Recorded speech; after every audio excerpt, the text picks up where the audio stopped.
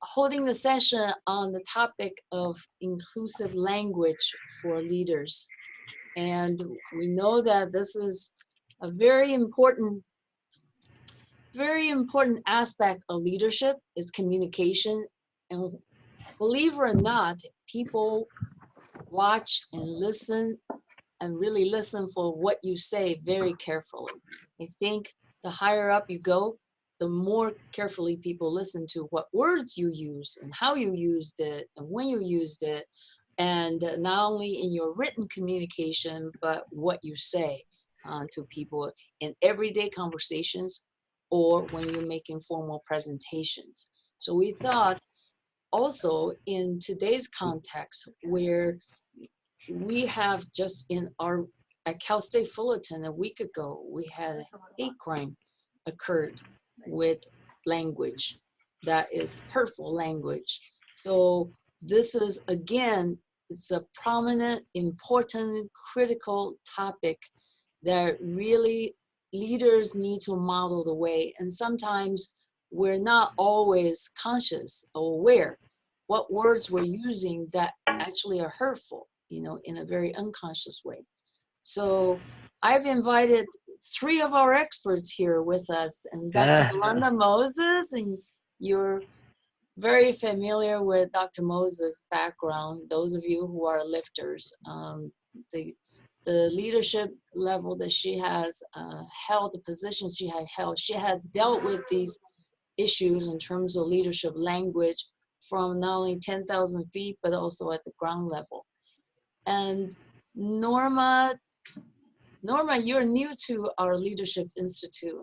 Norma is Executive Director of Orange County Human Relations Commission, who have been with us for a long time. And her everyday life is dealing with sometimes perhaps people's misuse of language, therefore causing sparks, conflicts, sometimes explosions of all sorts. And she's there to rescue, to calm, to resolve, to moderate. So I'm so glad that we have Norma with us today to sharing her rich experiences.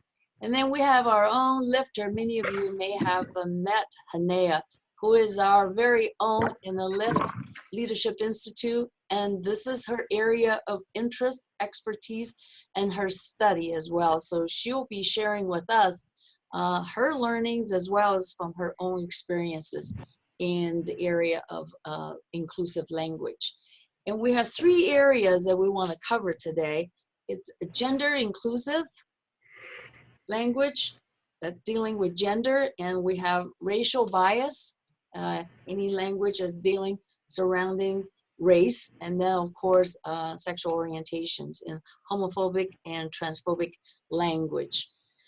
Okay, so how I'm going to start is that we'll start with just words. Why is language important? Why are we talking about inclusive language?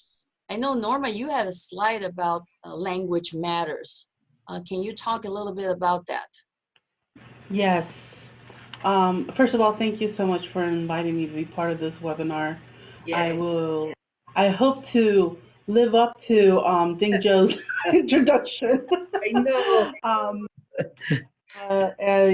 I'm glad to be part of this esteemed group. So when I added the slide on around language matters, I thought about what quote would really sum it up well in terms of the powerful instrument that is language. And I found this that I thought really summed it up well. It says language is not only an instrument of communication, it is also a symbolic order in which representations, values, and social practices find their foundation.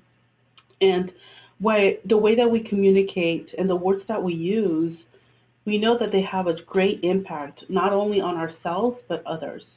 And they can be used to bring happiness and uplift people, but also language has a power to be able to cause tremendous harm, and we see that in our work here every day.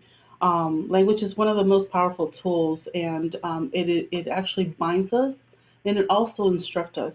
Historically, we know that many people have been left out, through language, individuals, groups who have been marginalized, discriminated against because of, who they are, culture, background, race, sexual orientation, appearance, etc. And in our everyday language, the exclusion of different backgrounds, genders, and abilities usually could be unconscious and unintentional, which would be, the implicit biases or unconscious biases that we might have play out, and they're closely tied to those negative stereotypes that we might have picked up in our lifetime. But, one of the great things about it is that this can be changed, and from the setup in this webinar, that's the hope in being able to provide some tools or some scenarios or ideas on how is that you'd be able to become more of an inclusive, use language that's more inclusive as a leader. And Hanea, you study neuroscience. Can you tell us a little bit about that connection, our words, and how does it work in the brain? And are we conscious? And are there some things that just come out unconscious? And how does that work? And how should we be aware of that? So I'm a linguist. However, I have studied neurolinguistics. And so the way that we think about language is that we have a speech mechanism. So many of us use spoken language, but there's also oral language like sign language. And so we have these different mechanisms that we use. For example, when you make a B, it's what we refer to as a bilabial sound because your lips come together and you go B. And so we have these various mechanisms, and through our brain, we have prepositions or nouns stored in different places in our brain. And we've seen this from stroke patients because once they get aphasia, which is a type of language disorder that comes about because of brain damage, we can see how language is organized in the brain. And so we, with spoken language, will use these different movements to make various sounds. And so it is partially conscious in like the decisions that we'll make with our diction, so our word choice, but at the same time, we're not thinking all the time about the various sounds that we're making. So that part is something that is not conscious. Or else, we'd be tripping over our words all the time if we thought about every little movement that we were making. But language is a very intricate process. And Yolanda, tell us from an anthropological perspective.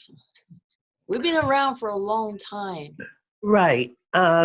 Language is one of the things that makes us human because language conveys all kinds of things, as has been said before, but it also acts as a way of identifying people separately from each other, right? Different languages, different language groups, different ways of talking. And I think that communication, at least in the way we're talking about it, it's about understanding that language is not neutral.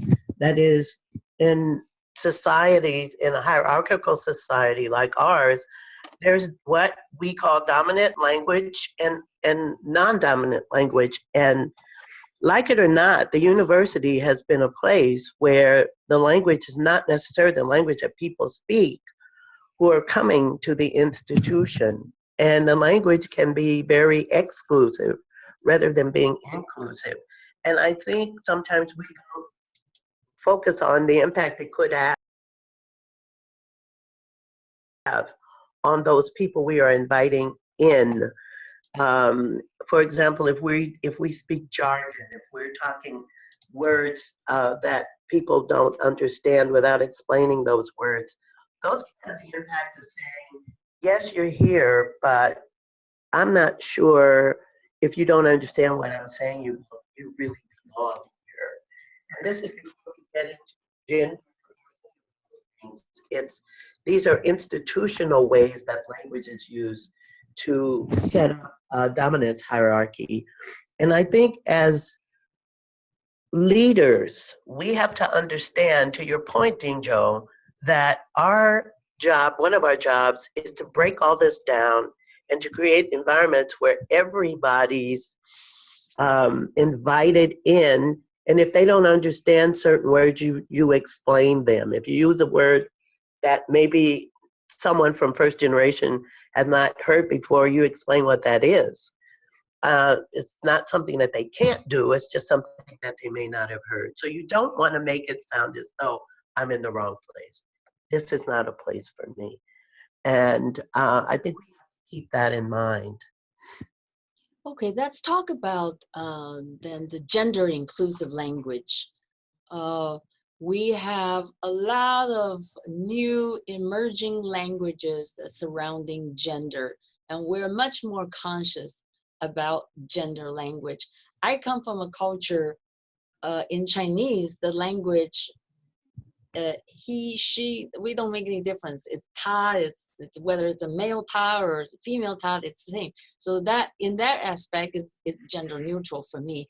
So can Hanea, can you talk a little bit about that? Get us started talking about how can we be more conscious of gender neutral language? What is the nomenclature? So one of the places that I started to think about gender neutral language came about when I thought about people's job titles. So oftentimes when a man is a doctor, you just say a doctor. And then when you're referring to a woman who is a doctor, some people say lady doctor or female doctor. This happens with lawyers as well. So female lawyer, and then the reverse of that, we have male nurse.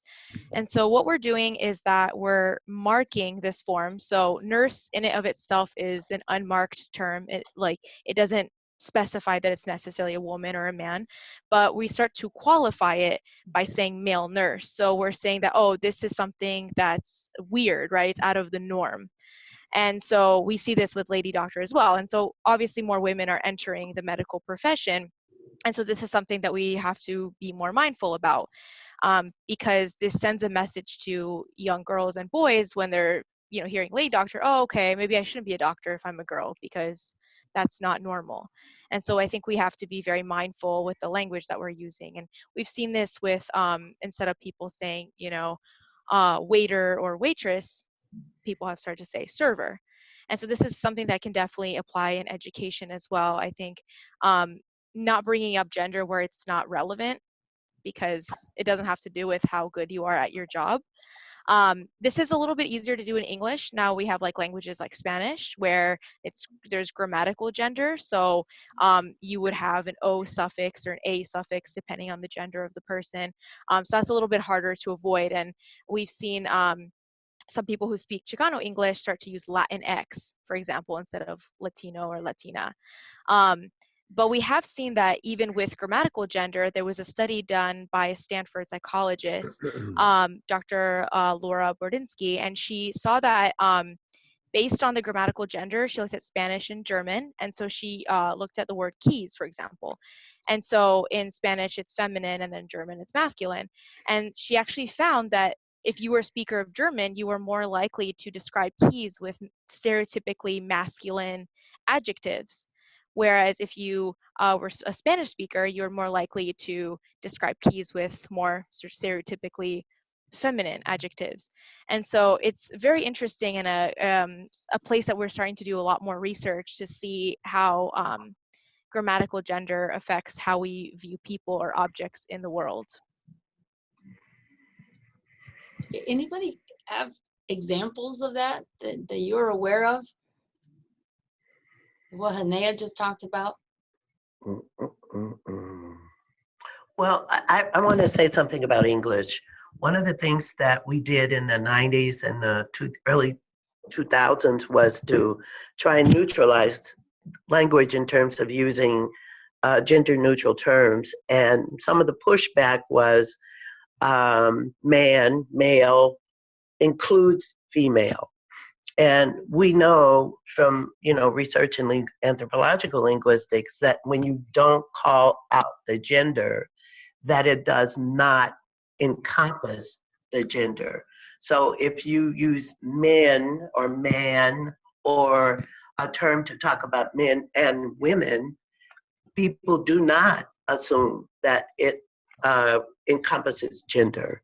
So one of the things that we say when we're writing, for example, try and say, it may be cumbersome grammatically, but to use he and she, or to alternate, or to not just use the male term to signify both males and females, which has been proper English historically. I mean, that has been the way it's been done.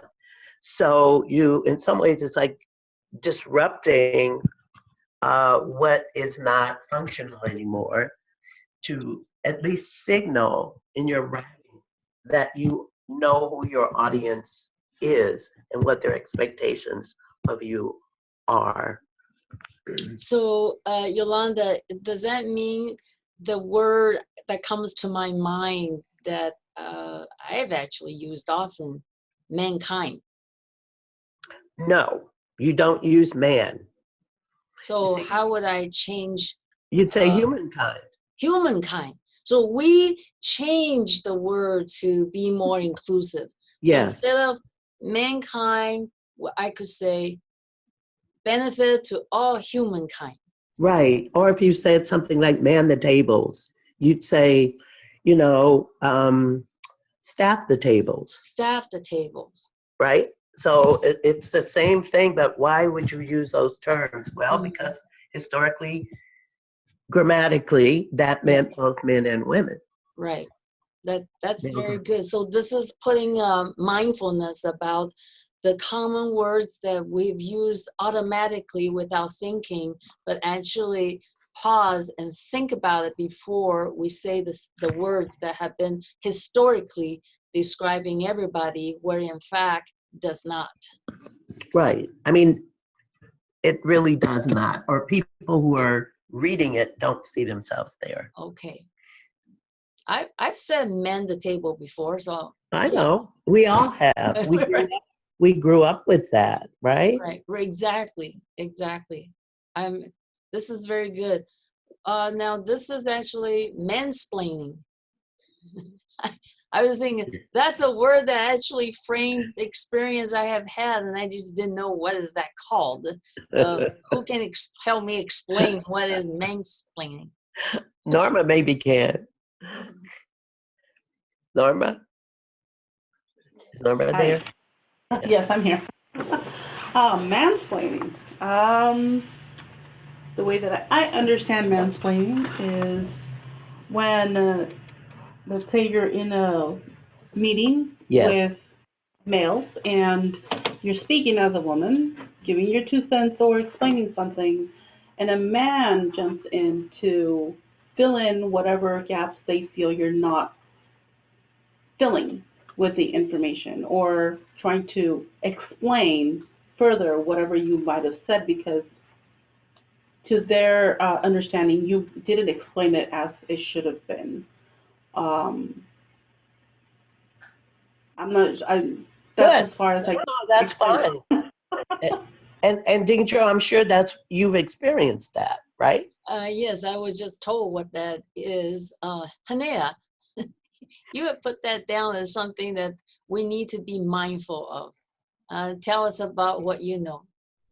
Well, so mansplaining is a morphological blend. That's like basically that just means it's a blending of two terms. That's a morphological means word formation.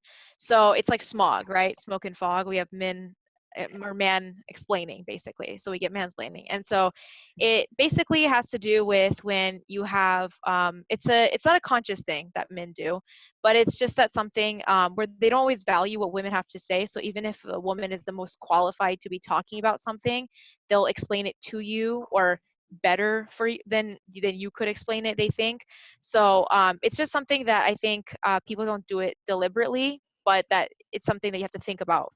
And so sort of catch yourself and be like, oh, okay, I shouldn't do that because this person could, knows more about this than I ever could. And so it's something that I've seen a lot in academia.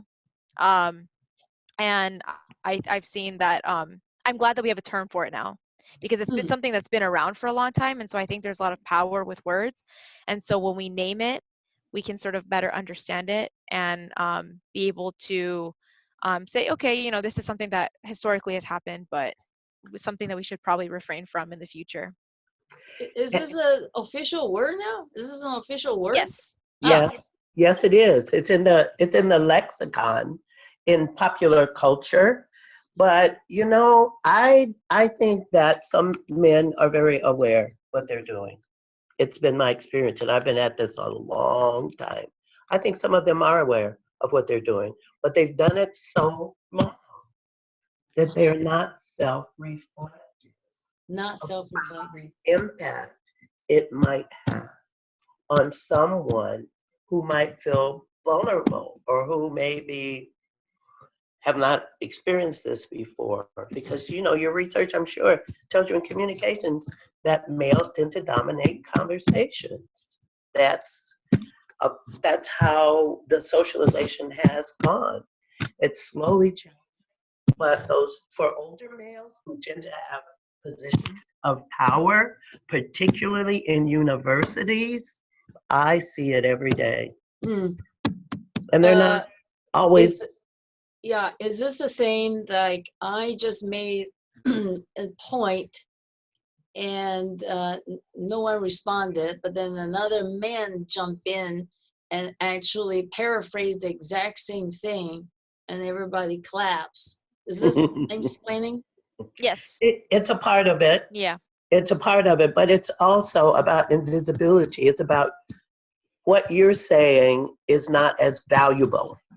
And you can say it and put it out there, and there's dead silence because for whatever reason. And then the next person, who may happen to be a man, picks up this, or 2 or 3 people may happen to pick it up and say exactly the same thing. And there's all the head nodding around the table like, yes, that's right, that's right.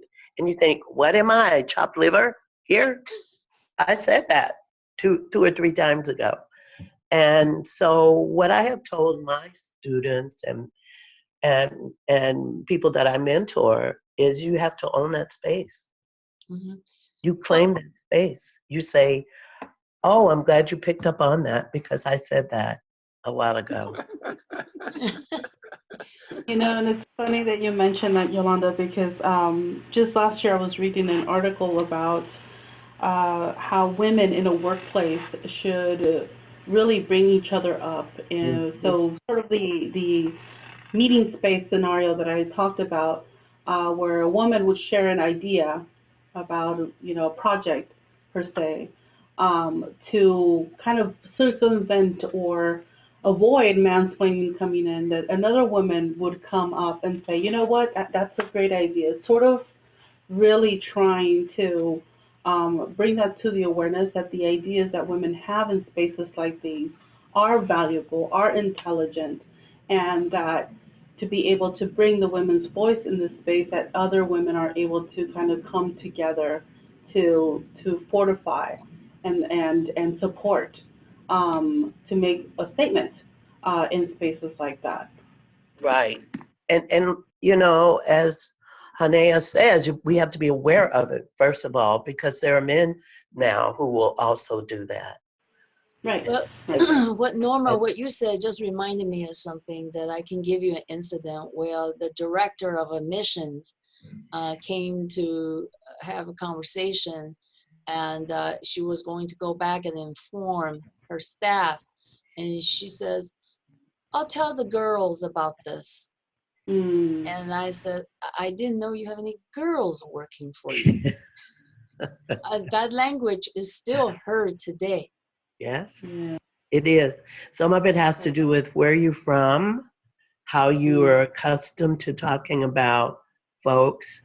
There are people who've called me out here in California for saying you guys. You guys. Yes. Yes. So, actually, you hear that every day, you guys. Tell us about that, because it's a too. colloquialism. It's a colloquialism. I mean, it's not. I don't think people even think about it anymore. I was born in California, and that's what we said growing up. It's And regional. I have to break, I have to be conscious of it. Right, because I know that you guys are definitely an exclusive language, but Right. we have come to accept it, like many other words, we come to Mhm. accept it. But I think, And I think so much of it is context too. And um, we know when something doesn't feel right. When someone says something, it doesn't feel right. Usually you should go with your gut feeling. If someone says something and it's like, oh, you girls or you ladies, I get, it's like the grading of the across the board when someone calls me a lady. And I take it with a grain of salt now, because if they're like, 85 and 90-year-old people, that's how they're accustomed to talking. But if it's someone I feel is trying to do it as a put down, then you know, I say something about it. So it's, again, I think it's context as well. and Like we have part a of it, oh, sorry, go ahead. no, I was going to say that part of it is nonverbal gender language. The nonverbal is what I see here, interruptions. That's a nonverbal gender exclusive behavior. Do you think this is referring to women interrupt more, like my husband tells me, or is this more in the men? What does the research show? I can tell you in my family, Mark tells me, you're interrupting me all the time. The research shows that men interrupt more, Ah, but there is a misconception that women interrupt more or that women talk more. And at least in Western countries, we find that men talk more, or at least it's pretty close. It's a marginal difference, but what we've seen in Western nations, it's definitely that men speak more. But we have found that there's like a misconception that oh, there's something about women's brains that make them talk a lot and that make them so eloquent, and there's no actual evidence to back this up. But what we find in Papua New Guinea, they actually looked and they saw that women speak more there, but they find men to be more intelligent because they don't talk that much. And so women are supposed to be kind of the very emotional, just constantly talking. And so it's not something that is universal that that men talk more necessarily. If we look at non-Western countries or islands, but definitely in Western nations, men talk more on average, and men interrupt more. hmm. That's counter to what I know. I thought women have more vocabularies everyday words we use Well, in the daily. but talking, that doesn't mean that you talk more because you have more words, right? I mean, and we're talking right here about interruptions. Right, the interrupting. So Yeah. men, Interrupting, men dominating conversations, men taking over classrooms, male students, interrupting people as they're talking. That happens. So the question is, as an anthropologist, why is that ubiquitous? It's because the way they're socialized. And to schooling and orientation towards schooling and classrooms and all that. And women are socialized historically differently to participate in that activity, in those activities. So it's learned behavior. It's nothing that's in their genes. It's about how you're socialized. Because if you went to another society, they'd have different rules for how that worked. And it might look totally different from what we do. But where there's, again, you have to look for division of labor, dominance and subordination, what are the political and social structures? And I think it tells people from non-Western societies what we value here in the US by how we talk to each other and treat each other. talk to us about the intersectionality of this. Hanea, can you get us started on that?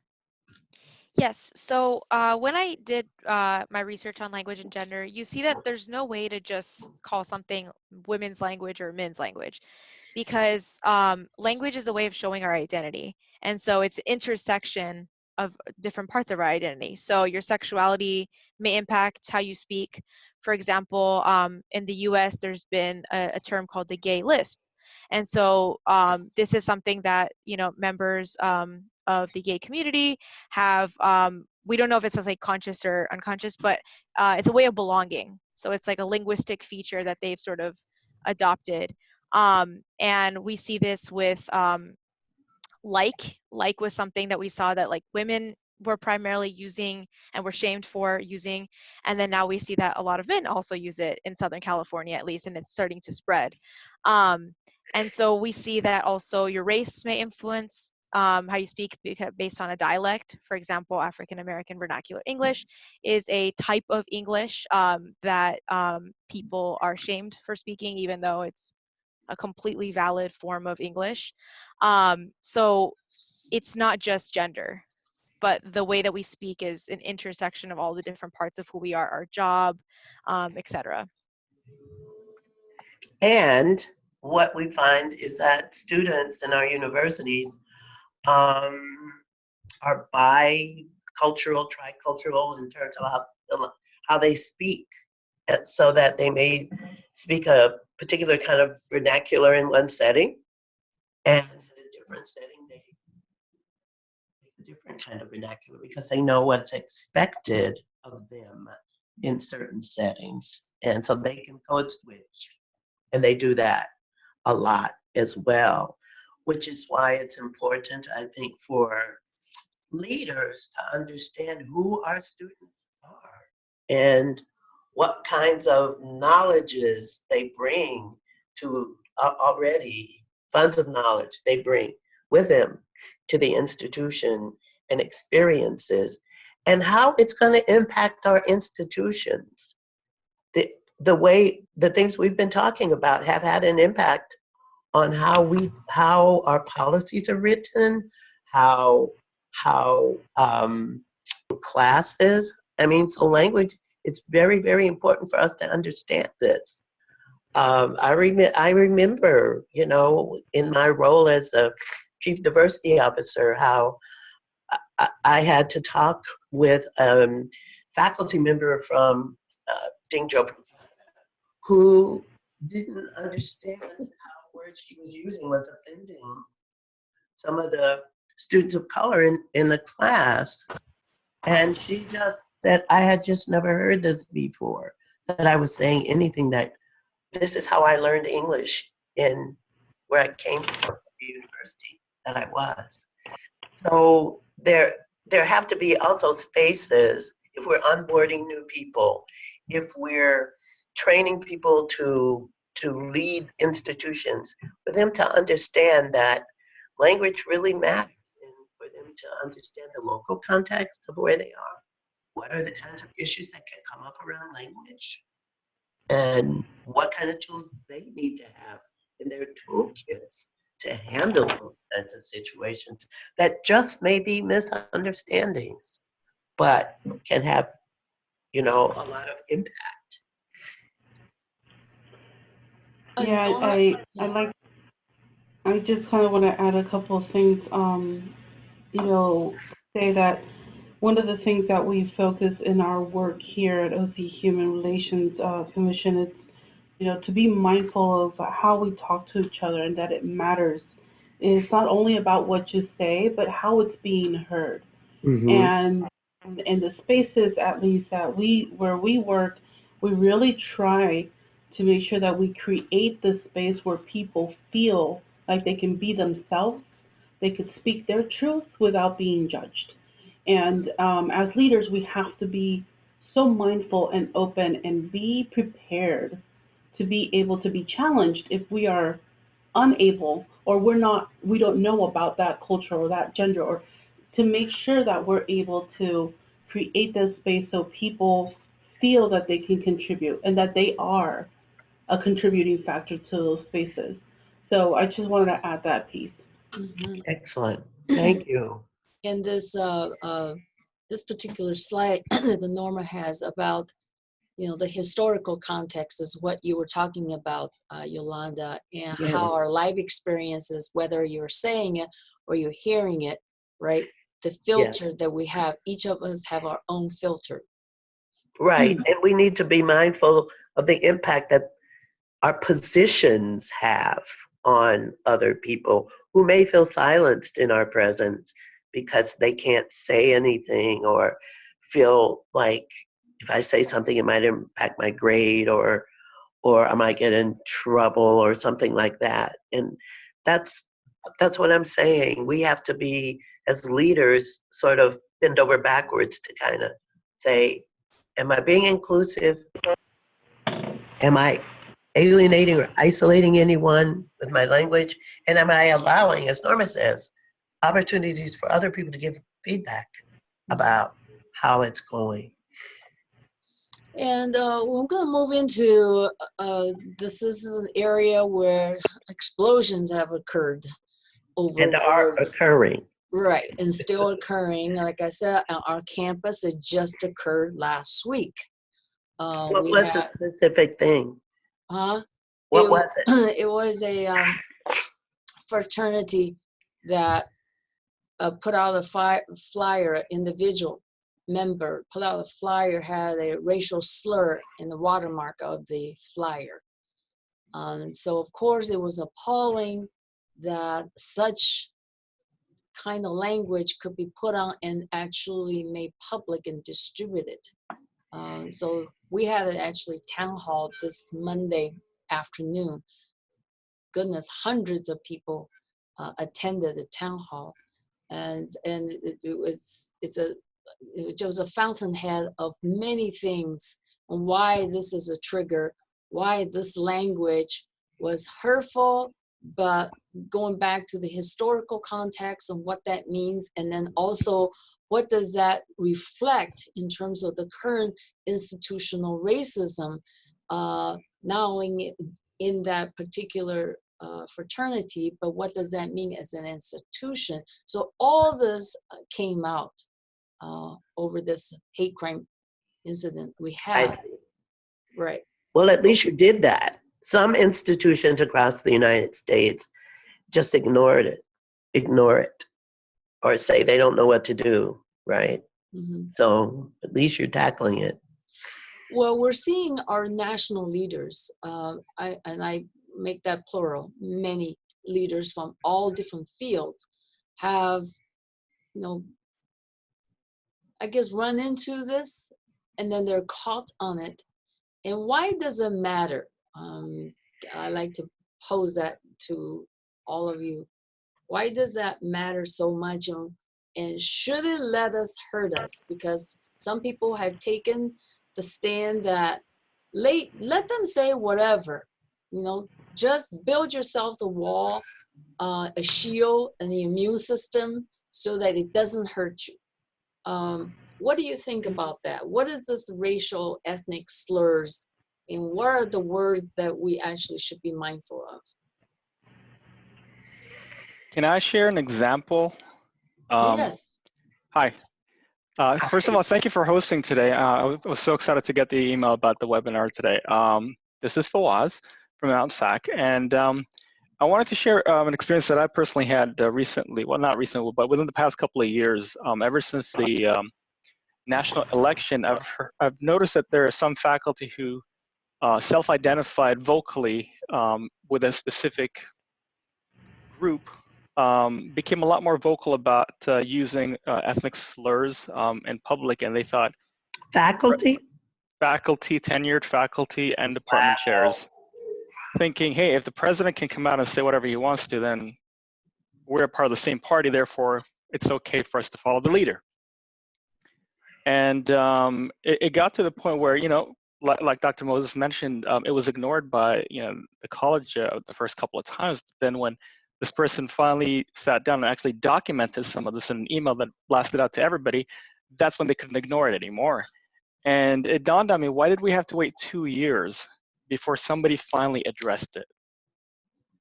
Why does it take so long for us to say that's not appropriate, that's not professional, that's hurtful, that doesn't engender any kind of support for people. If anything, it just is exclusive. I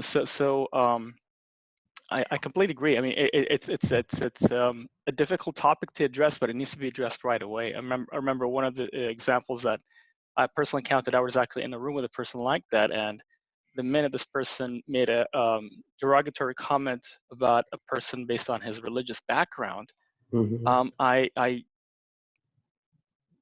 This isn't any kind of training that we have as educators, but I practically jumped down his throat and I said, that's unprofessional and that's not appropriate. It is not okay for you to say things like that. And Was he surprised you did that? very, and was Yes. immediately took a step back. I apologize. I did not mean to say that. It was just a joke. I'm like, well, that's not funny. Right. Okay, that's highly offensive. And as somebody who's a department chair, I expect I expect better from you. Yes. But that behavior didn't stop, just kind of perpetuated until it finally got to the point where the college said, enough is enough, we're going to document this, and it's going to turn into a reprimand at this point. Well, most colleges and universities that get federal and state funds have policies that say these kinds of things should not happen. So it shouldn't be just up to you, but Yeah. what I'm saying is you can even use that. If you are comfortable, there are many people you can bring in to do training around race and racial bias that can help leaders who don't have the tools or the ability to do this work to say, this will not happen in my institution. This is not our value. This is not the message we want to send to students and faculty and staff we say we want to have at our institution. And I think as leaders, at least the people that I've talked to, because I've gone and done some of that training, basically said, I didn't know what to do. I was just, I'd never encountered anything like that before. Well, guess what? This is the world in which we live as leaders, and you have to be able to deal with issues of racial bias, gender bias, all kinds of biases. It's 21st century America and higher education, and we are being very effective at making diversity a part of our value system. That means cultural disruption. That is what's happening here. What we're seeing is a shift in who goes to college, who gets to have voice at colleges and universities, and we still have faculty, like in your case and in my case at UC Riverside, they came to those institutions when they were all white. Yeah. And they're not anymore. And some of them just don't quite know how to deal with change, and they need help. And this is where leadership is really, really important.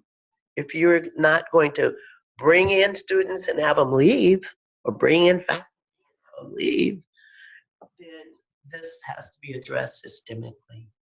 I think when it comes to leaders, right? Any average person, we would not say. But I think when it comes to leaders, in which we all are, the important element is that we are always prepared. And I think one of the things that we have to prepare ourselves as leaders is that when someone's going to say something like that, just like your experience, Fawaz, you just experienced, don't get yourself caught, right? That is, you're prepared. When someone's going to say something that is unacceptable, such as I keep using our Cap State Fullerton this week because it's fresh. I can tell you when it occurred. Now, I think it was Saturday, our president sent out a message. Now, it is stern, it is clear, it is passionate, it is really strong language about where he stood, but he was criticized. And you know why? No. 7 days late. Oh. So that's what I'm saying. Yeah, he should have done it. His message was totally, his message was discounted. Yes. Uh, Yeah, it's too and late. because it was too late. That's 7 days now. And think about some messages never came, right, in some institutions. What does that happen? We have recent examples in the community colleges here in California when leaders did not deal with this for months, for a year, 2 years in a row. Now it's rampant. When you don't stop that immediately and make a stand and strong stand to stop it, it become rampant on campus. I Right. wouldn't even tell you what the latest incident just happened on that particular campus just this week, but this is what's happening is that we have to be prepared to put a fast, strong, hard stop as leaders of any kind of language, hate language, exclusive language. It doesn't even have to be hate language. I think any kind of exclusive language, like we, they, I think as leaders, we set the tone, we model, we have to stop that. But let's hear a little bit more about unconscious language, because I heard those and maybe it wasn't even on my radar until I've been taught. So teach us a few more of those kind of things, Hanea and Norma, because you are in that space.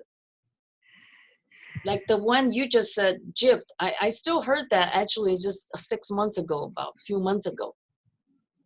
Yeah, that was one I hear a lot because it's like an idiom now. It's just like an expression we use.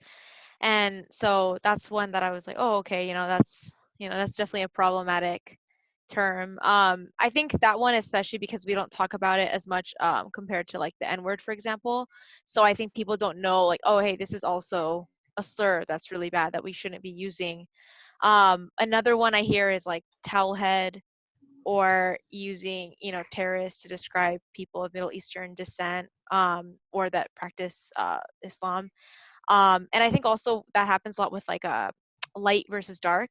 There's some colorism there, where we assume light is always good and dark is always bad, and that's something that is, I don't think people, for the most part, when they're saying, expressions like dark cloud, are really thinking, okay, that's maybe something I should refrain from saying. But I think it's an important conversation to have. Would you use that in a sentence, please? Like dark cloud, how would you use that?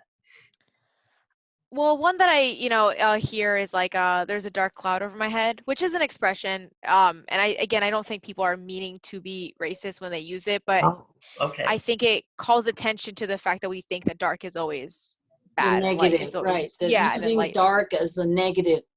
So I think there's a lot of that in our language. I'm trying to think of one right now.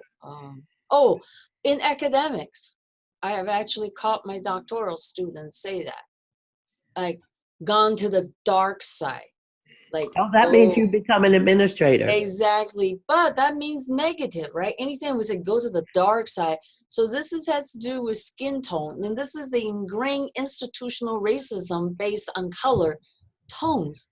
Light is good, darker is negative. I can tell you one example. I was appalled because I'm not in that space of kindergarten, elementary school. So this is just in our fall school opening, where we had a presentation, and she showed current day workbook of elementary school, and showing the lesson is about emotions. So in the workbook, happy, you see a white little girl smiling. That's happy. And guess what the angry picture is? Oh, I know. Angry is a little black girl showing a very nasty face. This is the same thing that we're talking about in terms of these unconscious programming of the light color is good, the dark color is negative. Yeah. I think we have to be much more conscious of that. Right. It's true. And I know, Jerry, I don't know if you Jerry and I are pretty much around the same age, and I remember growing up and having and talking about being an Indian giver. Do you know that term? Where someone gives you something and then they take it back, and that means you're an Indian giver. Oh, Yes, yes, and that may be also generational. And also grew up with around people who talked about Jews as oh if yes. that if they cheated you, they would Jew you down, Huh. and they would use that terminology. Well, it's the same And thing like you got shanghaied. yes, yes, the assumption is that Right. there's something shady going on with those Chinese, right? Uh-huh. Right. Right. Interesting. Yes. So every generation has their stereotypes, and it was after World War II that Jews became white people, and when they did, those stereotypes were not used as much as they were before. Prior to that, they were considered an ethnic group in the United States. What about this pronouncing non-Western names? Yes. This is something I have a lot of experience with. I think most times people would either not try to say my name at all or would make fun of it. And so this is something that I think is really important because it's a way of really excluding someone, saying, Yes. you know, I'm not, because, you know, if you're, at least in my case, you know, I'm a student. And so I deserve as much respect as everybody else in that classroom. And so it's not fair to, okay, I'm going to learn all the easy, you know, white names and then not try to learn your name or deliberately mispronounce it. And I think obviously, as I'm sure, you know, as leaders, that's also very important that, you know, you show respect to everybody that you're speaking to, and that their name is just as worth saying and learning. And that's a part of that's a part of us showing we're inclusive and that we respect diversity. Right? And I've had things happen where once you mispronounce it, but I've had people who've mispronounced names over and over again. And that really shows disdain or disregard. And that sends a real message to students or staff or faculty that, yeah, you don't care. You don't care It is. enough. Or you treat it as a joke. Oh, I can't get these names. I can't pronounce these names. Well, then you shouldn't be a leader. Okay. It really, I mean, when you look at someone's name, it's their identity. Yes, it is. You know, it could be generational, it could be cultural, and as a leader, you need to be mindful of these things. For example, my name is Norma Lopez, and that's how I pronounce it. Oh, I like And that. people come up and say, "Oh, I like how you say your name. It sounds so nice. It sounds so I don't know. Can't remember the word, but Exotic. in this exotic, exactly. That's the word. It sounds so exotic when you say it, and I don't. Sometimes I stand with it, and I think, no, I know that for me, I am. I'm proud about my culture. I'm proud about where I come from. I'm proud that I speak the language, that I speak Spanish, and I love how it sounds. So if I'm going to be myself and own my identity, then I'm going to say it the way that I know how to say it. And I think that as leaders, we need to understand that that's someone's identity. And if you can't pronounce it, if you pronounce it wrong, you need to you have to be comfortable in taking a step back and not take it personal and say, okay, let me try this again. How do you say that? How do you say your name? Because it is, you are touching someone's lives in a different, in a different way.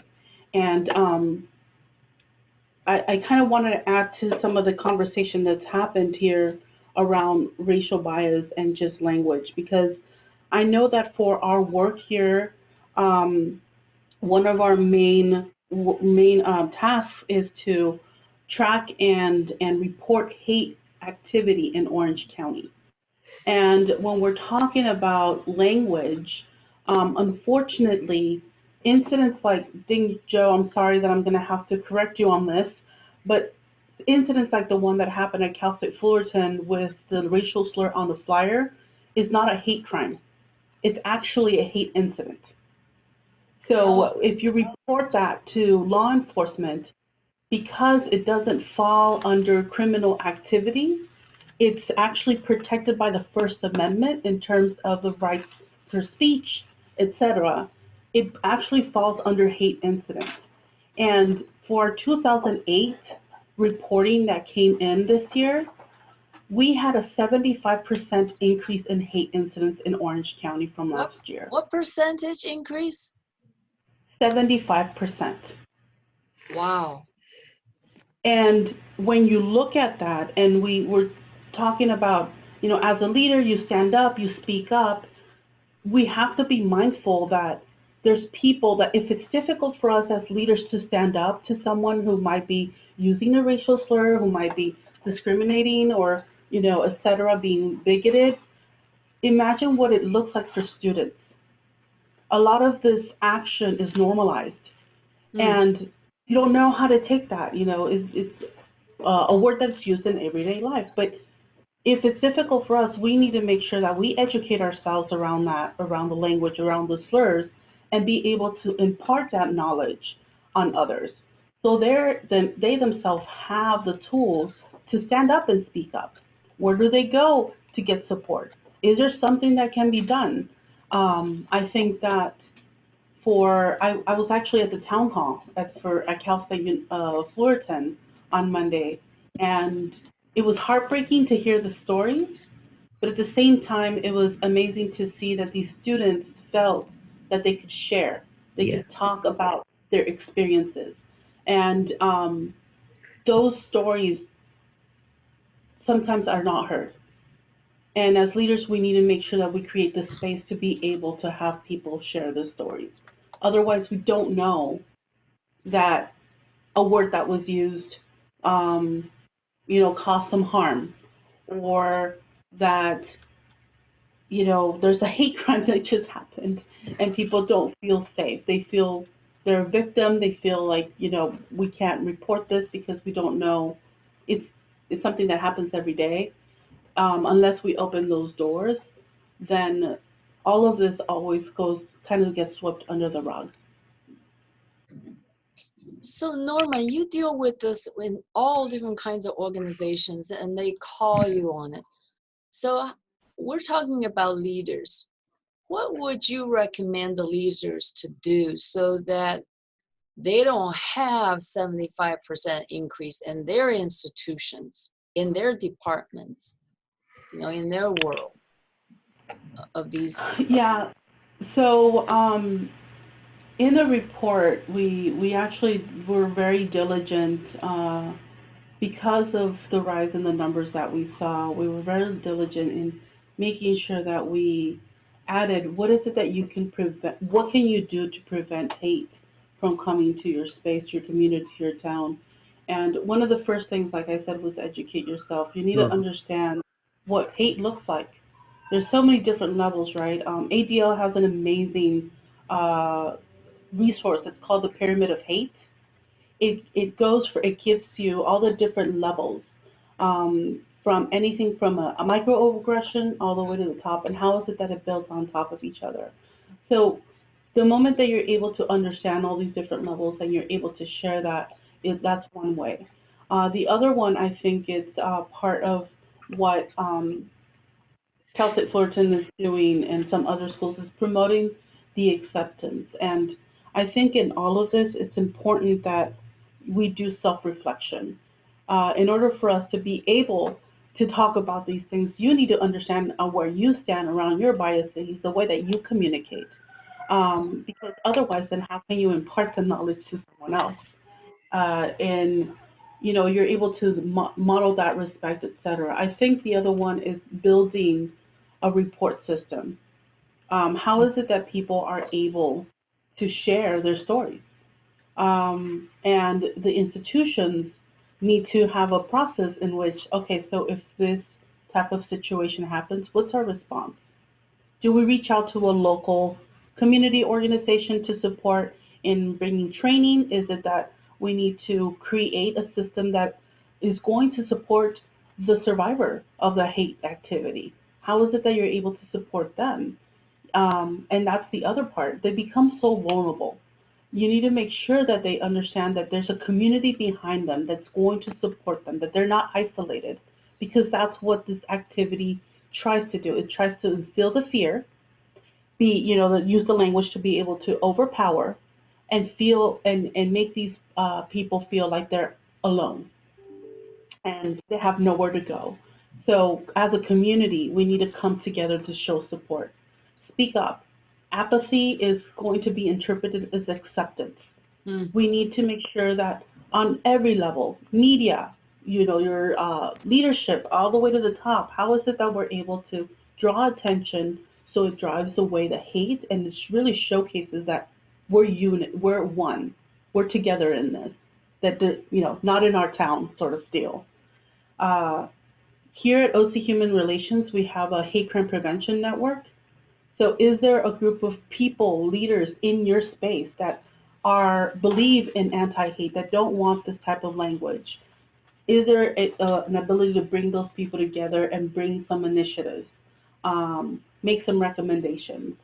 And lastly, for us, it's really about making the city leaders aware. How far can you push it to ensure that community leaders, elected officials are important allies? And there is better ways to be able to denounce and find that those cities could be more inclusive, or institutions can build something that's a little bit more inclusive. Mhm. Thank you, Norma, for saying that and sharing that. And I wanted to also acknowledge the Human Relations Commission actually is the one who trained me on the tool. And I want to bring this up, that be ready to have tools ready to deal with it when incident happens, such as the hate speech incident. One of the tools that I got trained on is the restorative justice method. And I was happy to hear that the Cal State Fullerton was using that right away after the incident happened. So between the perpetrator and those that were hurt, the community that's hurt, to bring people together and use it as an opportunity for education. So have the tools ready when those incidents do occur, and make sure that you have people who are trained in the various type of ways in which you can deal with those kind of hate incidents. Okay, I'm watching my time. Let's move on to the next area. Also has been rising, that's dealing with homophobic language and transphobic language. Can you talk us through that a little bit, Hanea, from what you have studied? Yes. So one example that I thought of was "that's gay" was used. It's falling out of use, but people used to say that to mean "that's stupid." So it was used as an insult. And so in general, there are slurs also. I don't want to say, obviously those slurs, but towards people of the LGBTQIA+ community. And so I think this is kind of a new area that we're trying to be more inclusive in, which is good. And another one that I thought of was also dead naming. And this is when you use the name of someone who is trans, their old name. So this is really disrespectful. It can cause gender dysphoria for a lot of trans folks. And so this is something that we generally want to avoid. And also respecting people's preferred pronouns. So a complaint I hear a lot of times is people being upset if you use they for a singular, but actually historically in English, all the way back to Chaucer's time and Shakespeare as well, we use the singular they. So it's completely grammatical to use the singular they. But respecting when someone says, okay, my pronouns are he, his, this, or she, her, that. I think that's really, really important. We don't want to misgender anybody. And it's a very small thing that we can do. And another thing is also heteronormativity, not assuming that everybody is heterosexual. Some people are gay, some people are lesbian, some people are bisexual or pansexual. And just because, you know, most people are necessarily straight doesn't mean that everybody is. And like you say, Hania, this is very new for a lot of administrators, particularly older administrators, younger administrators, I think have picked it up because you can see in the salutations how people are honoring this by saying what their pronouns are, right? And it's a way of signaling to constituents, I hear what you're saying. I know who you are, and I am respecting that. I'm letting you know what I want you to call me. And so you would do the same thing. So it's like being an ally in a way by just doing that. And anyway, that's what my students tell me. Is it more appropriate or modeling the way when we introduce ourselves to say our own preferred pronouns? Well, it can be awkward, but especially in writing, I think it depends, right? It depends on the environment that you're in. You can do that. If you want to make that statement, you can do that. Mhm. My preferred pronouns are, you can say that. Just like I've gone to gatherings where people introduce themselves and they say who they are and what their preferred pronouns are as they introduce themselves. You can do that, sure. But you don't, I mean, it's not as common today as it will be. I mean, I'm sure it'll be a lot more common. Mhm. Mhm. Yeah, I think that it depends also in the space that you're operating. At Yes. least in our world, everywhere you go, it's something that is happening a lot more, especially for staff that work in the school sites. Because it is becoming more prominent, there's more of that need to be inclusive. You don't know who's in the room.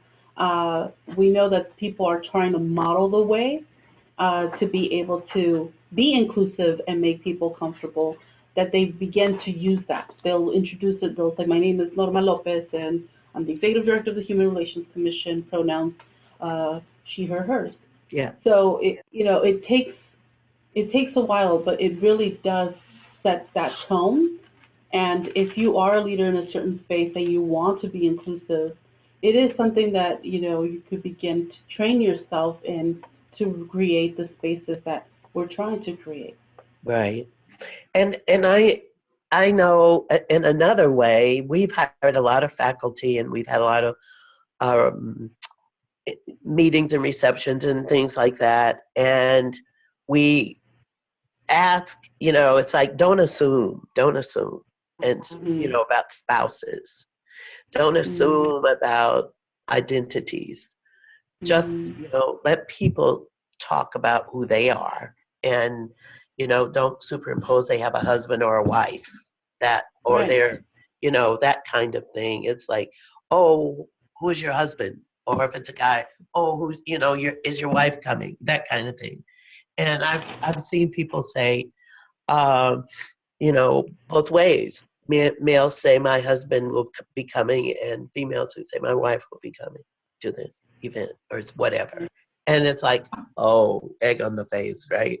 So you're like, oh, I didn't think about it. Yeah, so Well, you allowing should. people to self-identify as much as possible. Exactly.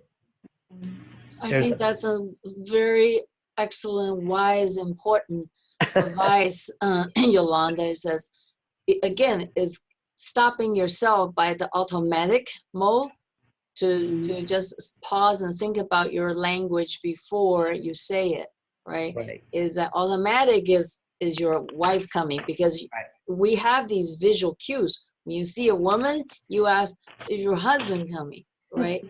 So it's not the automatic, but really not making any more assumptions than what we have done. And Right. we know that many said when they're asked that, they're put in a very awkward situation to That's true. respond. That's Right. true. And that's not anybody's goal, I don't think. I just think being mindful, as you say, Yeah. and taking a step back and saying, okay, Are there anything else that we as leaders should be much more mindful about in terms of offensive language in this space, transphobic or homophobic language that we may not be aware of, such as, you know, we mentioned earlier, the dark clouds. Some people may not even be aware of that, but what are things that a lot of people are not aware of, but we as leaders should be and should model it? I think also recognizing that there are people that are non-binary. I think that's another one. That's again like a newer concept for a lot of people. yes, it is. And I think also with honorifics, that's a big one. Mhm. So that would be things like Mr., Dr., Ms., Mrs. There's a new convention that hasn't completely caught on yet, but it's instead of using Ms. or Mr. or anything like that, you use MX. So that's something that people are using. Obviously, if someone has a MX. MX, yeah, MX. just to avoid that, you know, because also if like someone's non-binary, you know, that could be like an issue. But you know, if someone has a PhD, it's pretty easy. You just say doctor, and then you don't have Yeah, to worry right. about it. You call it a day. Or if someone's a professor, you know. But also something that I've seen is that people, even if someone like if a woman has a, you know, PhD and then a man has a PhD, sometimes they won't use doctor for the woman, or they won't refer to them as a professor, but they would the man. So that's something that I think, you know, just modeling like people like respecting titles and people's pronouns, I think is really important. Right. um Overall, not making assumptions, I think, about somebody's background. And and because we have new people coming into our institutions and new roles, we we don't know who we're talking to, right? We could be talking to the new vice president or for academic affairs, or we could be talking to a department head who we wouldn't traditionally think that's who they are. And so you don't want to get up on the wrong foot. Exactly. Sometimes that happens. It So, does. but I think being flexible, and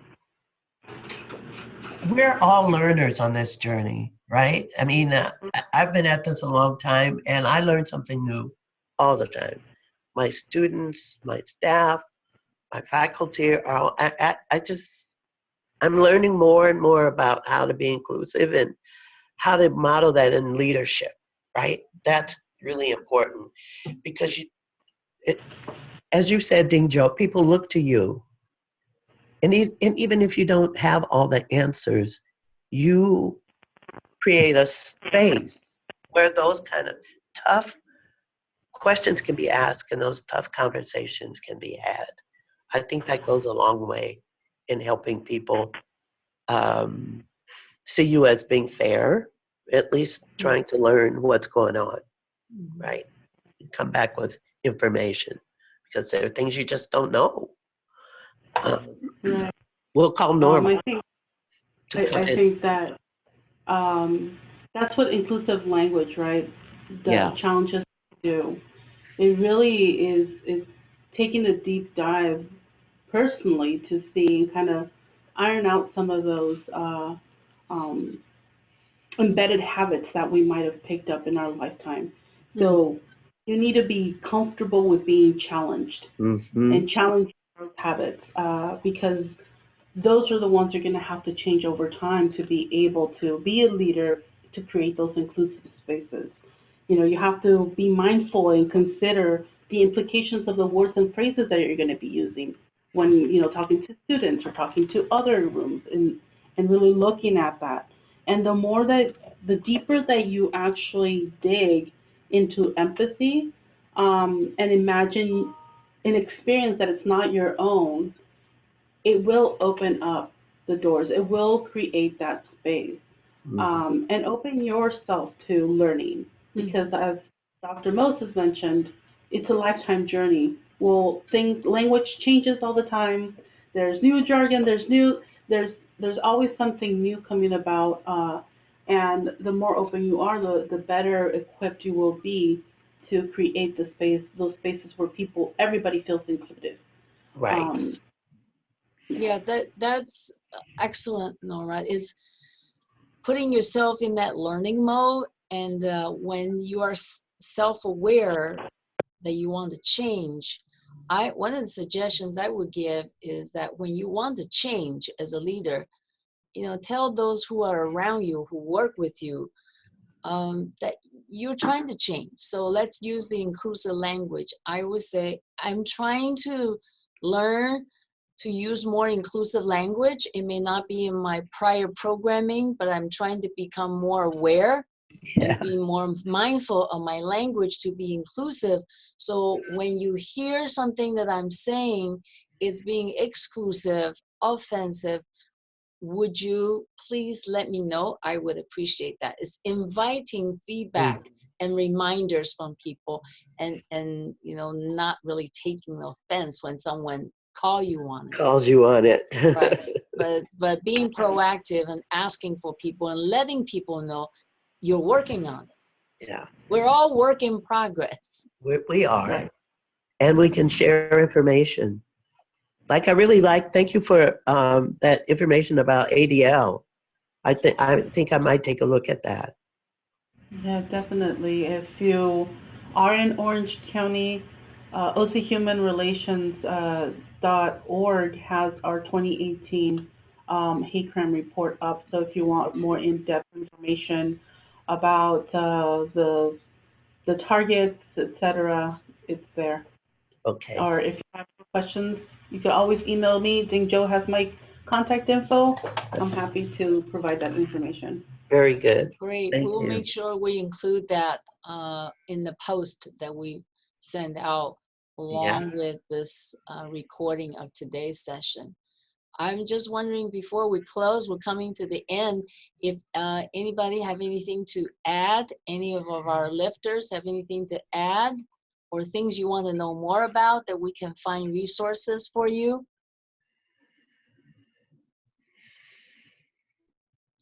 Fawaz? I just wanted to say thank you for organizing this. This was fantastic. I'm looking forward to hopefully more sessions. And thank you for your feedback. I think a part of it is preparation as leaders, so that when we do encounter these tough situations, we know how to respond to them. I think one of the things that caught me off guard is knowing somebody for a number of years and working with them, not hearing anything, and then all of a sudden, this language comes out, and it comes like, where was that for the past 4 or 5 years? And Right. and it kind of catches you off guard, and then the first time catches you off guard, but then when it happens second, third time, we're like, okay, Right. And I know when how to you're deal not with this prepared, time. the human side of you just come out. Your emotions, right, spit out. Yeah. I have a tool that I'll share with Ding Joe that's called Interrupting Microaggressions. Oh, good. And maybe you could share with the group. It might be helpful. It's something that we use in the work that we do here. Just kind of gives you some ideas on examples and how would you approach microaggressions that may come up in conversation. That's great. If you send that to me, we'll post it when we send the notice out about today's session. We will tell them about that. Yes, very good. We can use all the tools out there as leaders. Add to the toolbox and practice new tools. So thank you for sharing that with us. Any final words, Hanea, Yolanda, and Norma, as we close?